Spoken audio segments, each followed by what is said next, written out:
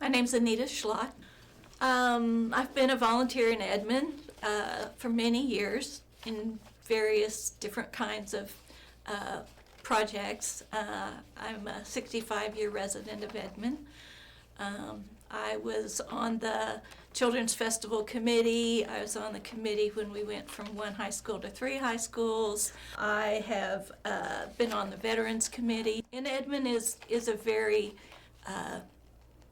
it's a community of volunteers. Everybody in Edmond seems like finds a place where they can volunteer, and I'm just blessed to be a part of that. And so right now I'm the chairman of the Centennial Committee for the Edmond Iris and Garden Society.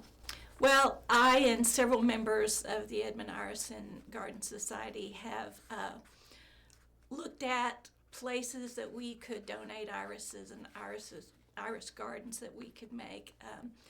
The Edmond Iris and Garden Society started in 1925, so this is our 100th anniversary. In 1961, Mayor Custer Service designated Edmond as the City of Iris. And so in honor of our 100th anniversary, we looked at some of the iris gardens we'd already built and sprucing them up a little bit, and then adding irises to other parks and locations in Edmond. And so we now have our iris gardens at Hafer Park, Chitwood Park, Midge Park, Stevenson Park, around the Rodkey House, Route 66 Park. We planted some at the Hilton Garden Inn up on Covell by the Convention Center. And we'll be planting some at UCO in September in a garden that they're going to establish there. 2022, we rescued over 1,000 iris from the property where the new Uncommon Ground Park is going to be. And I've been taking care of them now for 3 years. And when the park reopens, we hope to have a centennial garden there in the new park. And we'll be taking some of over 45 different varieties that we rescued from that property and putting them back into the park for a garden for everybody to enjoy. I'm a third-generation gardener. My grandmother was a member of the garden club in Kingfisher, Oklahoma, and my mother was a gardener, and so I love being out in the garden, and I just hope that we can inspire other people, younger people, to get involved in gardening and taking care of our community and beautifying Edmond. Mary Jo Fortuna was my partner in rescuing the irises from Uncommon Ground. And then Cecilia Martin, our president this year, and I planted the garden that is going to be, or that is at the Hilton Garden Inn. And then Mary Jo will also be helping plant the garden that's going to be at UCO. So I appreciate their help, and we all work together to do it.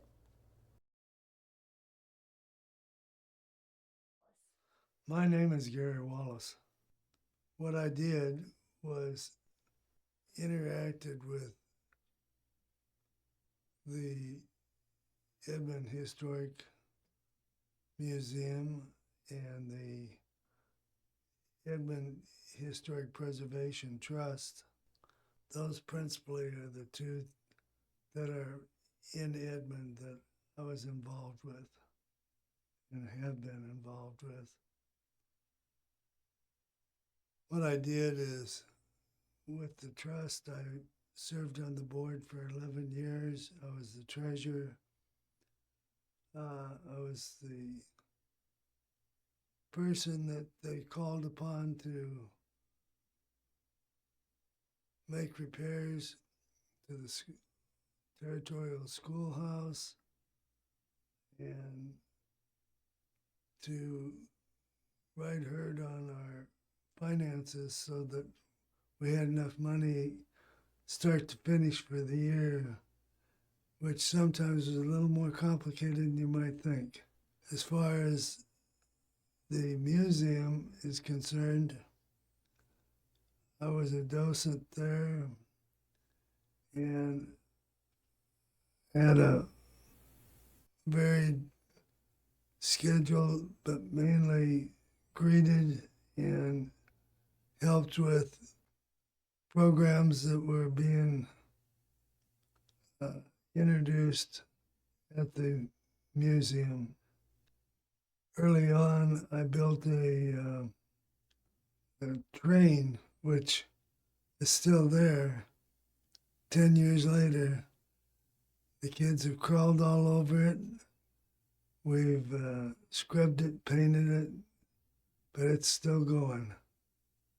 I'm pretty proud of that. History has always been easy for me, and I felt like it's something that I want to pass on to my kids and my grandkids and my great-grandkids. More than anything, I wanted my kids and my grandkids to know that I was part of that and that they had a job now to carry on from where I'm leaving it. And I think they will. It's been more joy to me in my heart than what a person might know. I've made some fantastic friends, and I've learned so much in my time. It's really a gift that the community has given me an opportunity to be involved with.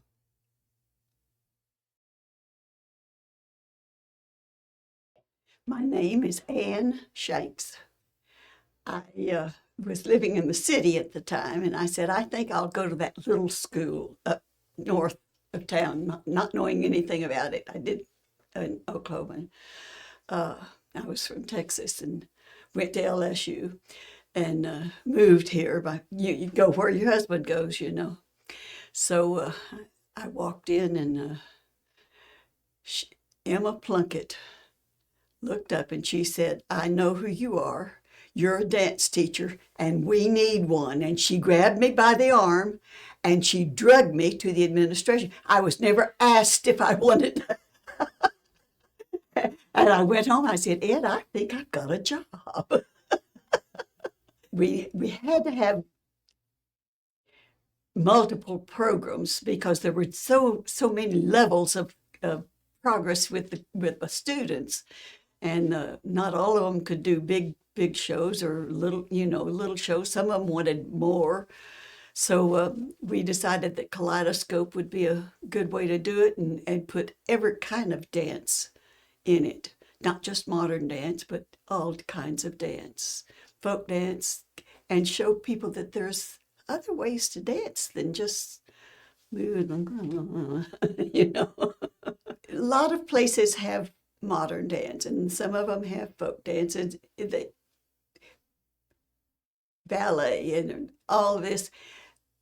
But none of them just wanted just dance for dance, just to be dancing. And so we decided that would be a good thing to do. We had several different programs for different people, you know, on different levels, and that ended up being our main travel company. We weren't just a modern dance company. I had a modern dance company, but Kaleidoscope had all kinds of dance. And I wanted, when we went into the schools, I wanted to show them that there were all sorts of ways you can dance and get to dance, that you might like or that you might like. My name is Geraldine Pfeiffer. I go by Geri, and I'm 65 years old. I'm an amateur genealogist, and I do volunteer work for Plantigrade. I was nominated for this award for my work in Gracelyn Cemetery. I seem to have arrived there at an apex of technology and old books. This cemetery has a rare thing in cemeteries. It has an online map that citizens can use to look up burials, and I had started volunteering for Find a Grave. After a few sections, it didn't take me long to realize that there were a lot of graves that didn't have headstones.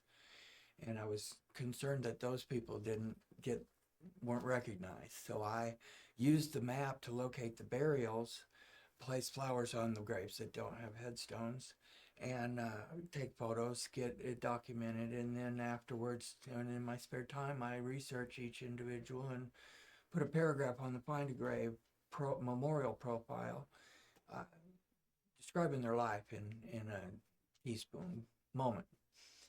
And so when I started at Gracelawn, there were less than 8,000 graves, and by the time I got done, there were almost 11,000. So that was how many people I found that didn't have headstones in that graveyard.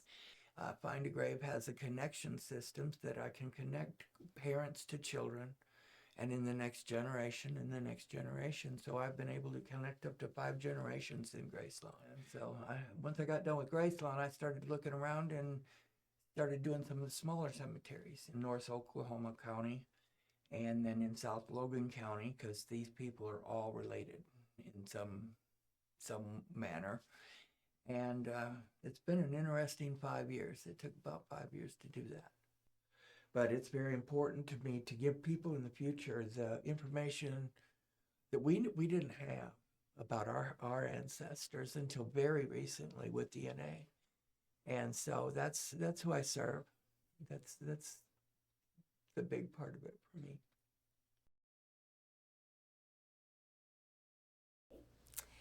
I'm Nicole Willard. I dedicated my 32-year career at the University of Central Oklahoma, preserving the historical records of the university and of Edmond.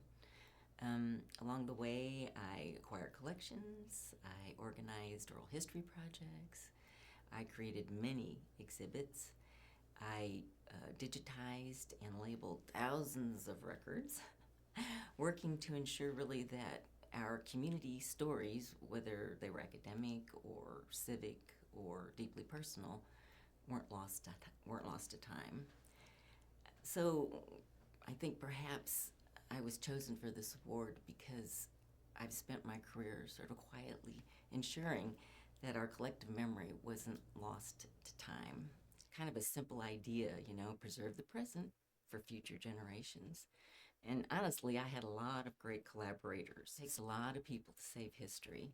And I just saw my role as helping people sort of come around that common goal. I hope that people realize that history isn't just something distant and abstract, but it's real people with real emotions, living ordinary days that turn out to be extraordinary in hindsight.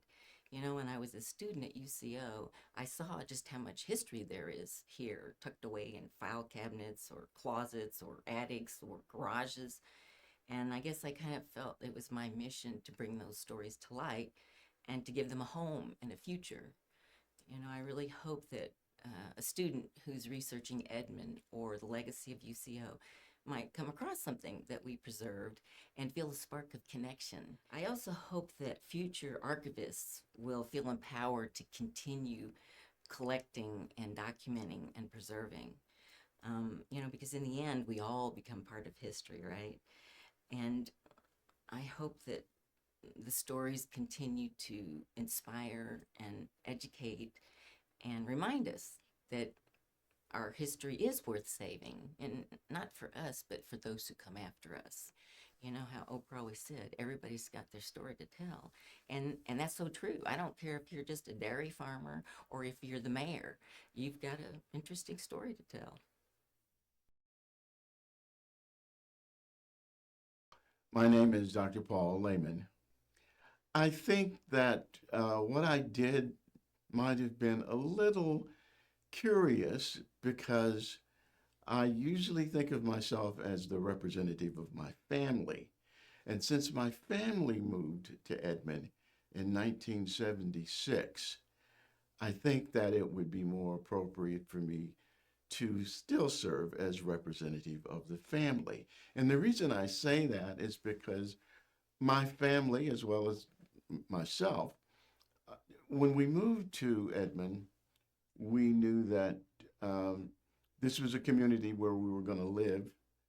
And so we wanted to make the best of it and try and enrich it as best we could. The population of people of African descent in Edmond was probably less than 1%. So there was not a lot of interactions for our kids. So my wife at the church, along with the corporation of the assistant pastor's wife, started a Mother's Day Out program. Well, that program became very successful. And so a couple of years later, my wife started a preschool. And then subsequently, when our kids went to Edmond Public School, she joined the public school faculty there. So my wife's contribution to Edmond was significant as far as I'm concerned. And my oldest son, Chris was one of 2 students representing Edmond in the first class of the Oklahoma Math and Science School. And the first African American to complete the Oklahoma State Honors Program, freshman through senior year, and subsequently received his Phi Beta Kappa recognition. And of course, he went on to grad school and got his doctoral degree. And my youngest son, Jeff, attended Edmond Memorial High School, played baseball for a number of years, but then his forte was music. He played in the marching band, the school band, the orchestra, the jazz band, the pit band, you name it, he played in it. And he was awarded the Outstanding Musician at the school in his senior year. I was privileged to be a member of the Edmond Humanities and Art Council for a number of years, and then subsequently on the board of the Edmond Fair Housing Committee, in addition to being appointed to commissions, etc. Because I had young boys, I served as a basketball coach, a baseball coach, a soccer coach, and a member of the Boy Scouts. So my family and I were pretty busy in the community. So I hope the impact would be that the welcoming and the opportunities for people to interact in Edmond enriches the entire community. And if our family serves as an example for that opportunity to participate, then I'm happy with that. You never set out to create a legacy. Those things come after you've done whatever it is you're going to do. So. My name is Missy Attebery. As a musician, my husband and I both performed at what was then UCO, is now UCO, then CSU, and we were both beginning in creating members of a new performing group called Toonsmiths. That took us performing all over the state, in fact, even 2 times at the governor's mansion. So then we both became music teachers, and during those early years in Edmond, we were asked to begin the Edmond Children's Chorus, which was under the umbrella of the newly formed Edmond Fine Arts Institute. And we thought, oh my, we're so busy, but we didn't want to say no because we believed it was an important thing to do. So we did that, and we directed that group for 11 years. And it was such a joy to see those young people actually perform in many ways and become better and better musicians. We performed in lots of places, including the Edmond Fine Arts, the Christmas tree lighting in Edmond. We did that, and so it was a wonderful time for us. And then I want to mention that as we continued in Edmond Public Schools, both of us had opportunities to let our students perform in various places, especially Terry, because they were high school and then eventually college at Oklahoma Christians. But even my elementary children performed at the dedication of the newly renovated First Public School. We got to perform that day, thanks to Georgia Sparks. So then I would mention our time at First Presbyterian Church. We, of course, sang in the morning worship time, but we also were active in many larger productions. Many people in Edmond got to enjoy One Incredible Moment that was directed by Terry. And then I enjoyed a lot of children's musicals, but most recently, what was lots of fun was reviving, kind of refreshing a musical I had written for the 1989 centennial of Edmond. And it was the history of early Edmond and the early churches. And so I updated that a little bit in terms of making it for adults. And we did it at our church just a few weeks ago.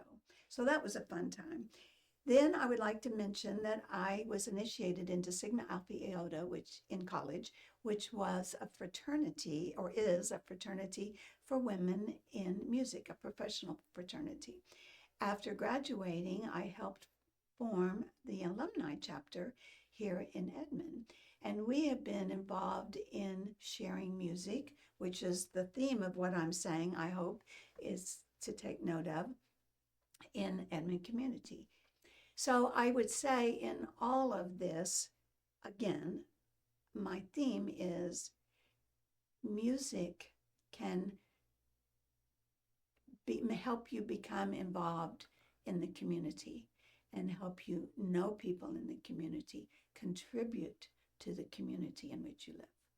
I would like to say a big thank you to Georgia Fearing for nominating me, and for you, Amy Stevens, and the Edmond History Museum for honoring me with this award. And I'm saying these things now not to point to myself or to Terry, but to say how important I think it is for any profession to find a place to contribute to your community.